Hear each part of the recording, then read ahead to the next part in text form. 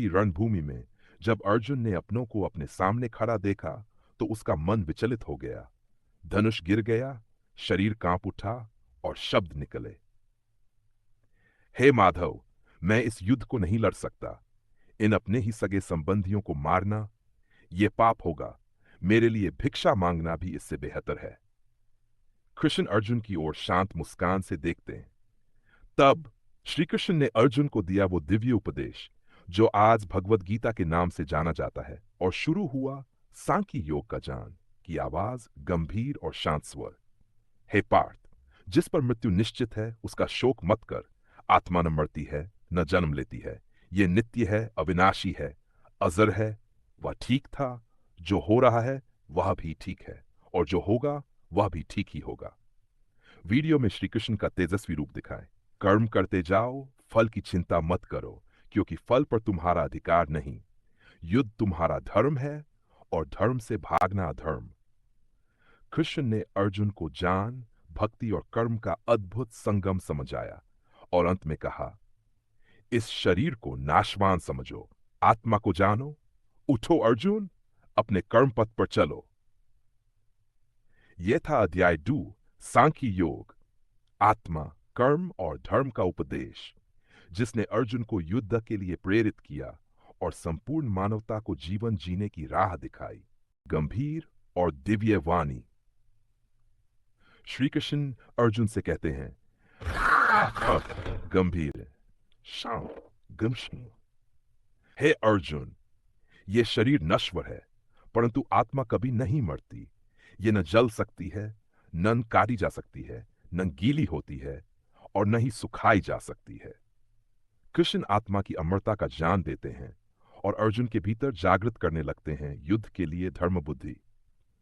मृत्यु एक परिवर्तन है।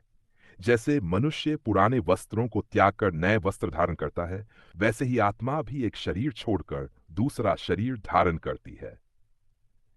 कृष्ण कहते हैं, युद्ध से भागना कायरता है। कर्म करो, क्योंकि यही तुम्हारा धर्म है। कर्म के बिना कोई भी मोक्ष प्राप्त नहीं कर सकता। हे अर्जुन, तू अपने कर्म कर, फल की चिंता किए बिना। न जीत तुझे गर्व दे, न हार दुख। यह समत्व ही योग है।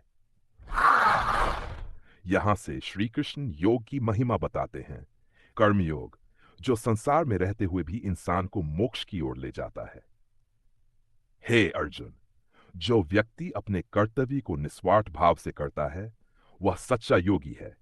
जो सुख दुख, लाभ हानि और जय पराजय में समान भाव रखता है वही महान है।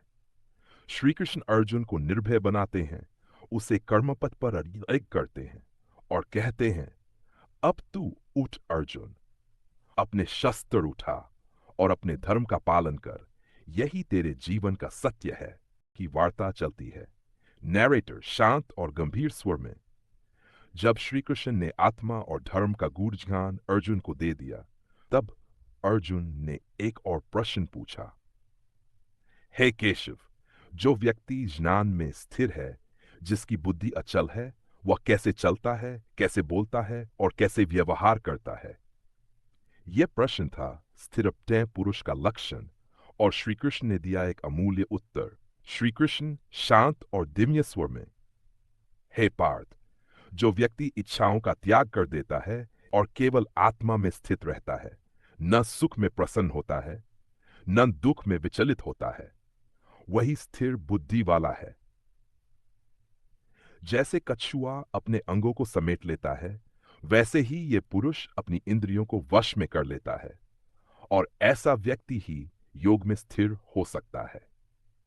श्री कृष्ण चेताते हैं, इंद्रियां चंचल हैं, वे मन को भ्रमित करती हैं, लेकिन जिसने इंद्रियों पर विजय पाई वह आत्मज्ञानी बनता है।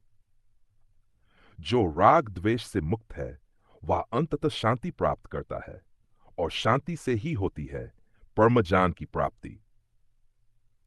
श्री कृष्ण कहते हैं, जिसकी बुद्धि एकनिष्ठ है, जो मोह, क्रोध और अहंकार से मुक्त है, वही ब्रह्म को प्राप्त करता है, और यही है जीवन का अंतिम लक्ष्य।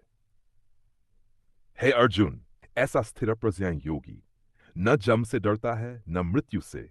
वह ब्रह्म रूप हो जाता है और वही इस जीवन में सच्ची मुक्ति को प्राप्त करता है, जिसकी बुद्धि स्थिर है, के लक्षणों और योग की स्थिति को समझाता है।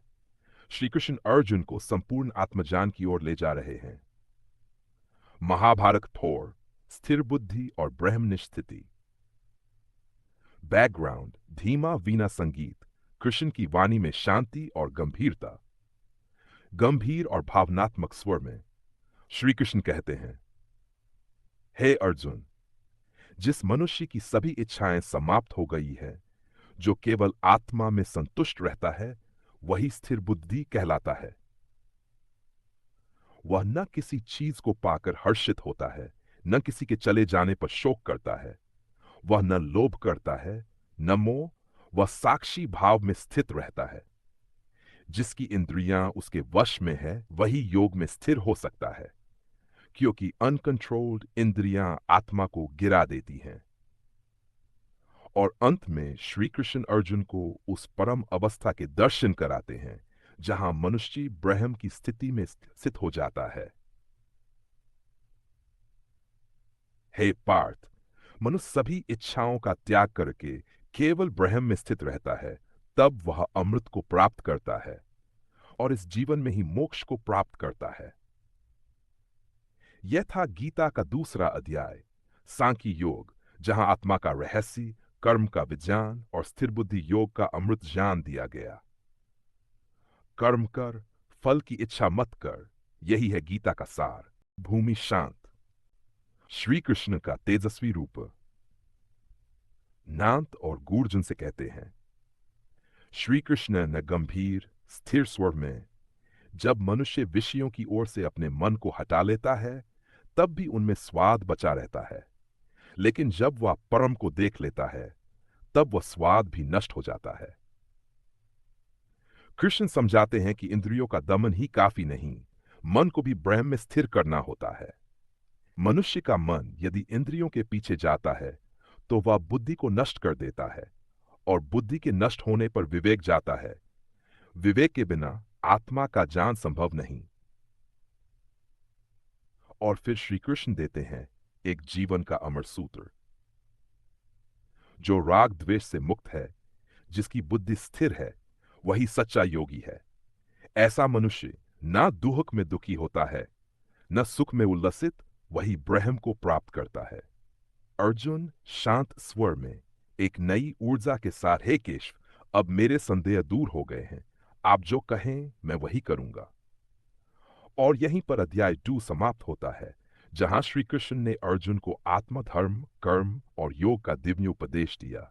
यही है गीता का हृदय, सांख्य योग। अब श्री कृष्ण अर्जुन को वो ज्ञान देते हैं जिससे आत्मा ब्रह्म में स्थिर हो जाती है और मनुष्य इस जीवन में ही मुक्ति को प्राप्त करता है। हे पार्थ, जब मनुष्य अपनी समस्त इंद्रियों को विषयों से हटा लेता है और उन्हें आत्मा में ही लगाता है, तब ही उसकी बुद्धि स्थिर होती है। लेकिन इंद्रियां बहुत चंचल होती हैं, वे मन को विचलित करती हैं, और अगर मन विचलित हुआ तो आत्मा की शांति नहीं मिल सकती। जो व्यक्ति इंद्रियों को नियंत्रित करता है और मेरी शरण में आता है, वही स्थिर बुद्धि हो सकता है। फिर श्री कृष्ण एक चेतावनी देते हैं। मन और इंद्रियों की अनियंत्रित स्थिति कैसे एक साधक को पतन की ओर ले जाती है। श्री कृष्ण प्रभावशाली स्वर में, विषयों का चिंतन करते हुए मनुष्य में आसक्ति उत्पन्न होती है। आसक्ति से कामना, कामना से क्रोध, क्रोध से स्मृति भ्रष्ट होती है। स्मृति भ्रष्ट होने पर बुद्धि नष्ट होती है, और बुद्धि के नष्ट होते ही मनुष्य पतित हो जाता है। लेकिन जो मन को जीत लेता है, वह शांति को प्राप्त करता है, और जो शांति में स्थित है, वही ब्रह्म को प्राप्त करता है। जो सभी इच्छाओं का त्याग कर चुका है, जिसे न मोह है न अहंकार, जो सुख दुख में समान भाव रखता है, वही ब्रह्मनिष्ठ है। अर्जुन अब समझ चुका था, उसका भ्रम मिट रहा था, और वो तैयार हो रहा था अपने धर्म युद्ध को स्वीकार करने के लिए। अंतिम श्लोक के भाव में, हे अर्जुन, जो इस प्रकार ब्रह्म में स्थित है, वह मृत्यु के समय भी भ्रमित नहीं होता और परम शांति को प्राप्त करता है। अध्याय 2 समाप्त। सांख्य योग। ज्ञान, ध्यान, वैरागी और धर्म का अमर उपदेश।